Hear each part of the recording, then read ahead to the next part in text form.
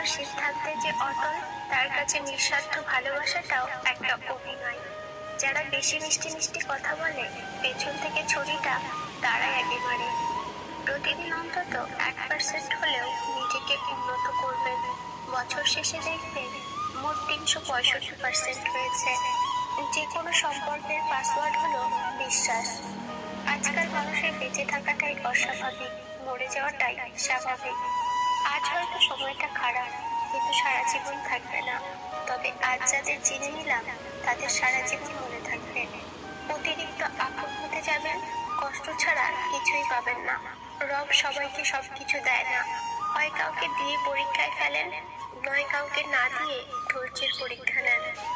জোর করে কোনো কিছুই পাওয়া যায় না, ভাগ্যে থাকলে কেউ কেড়ে নিতে পারবে না।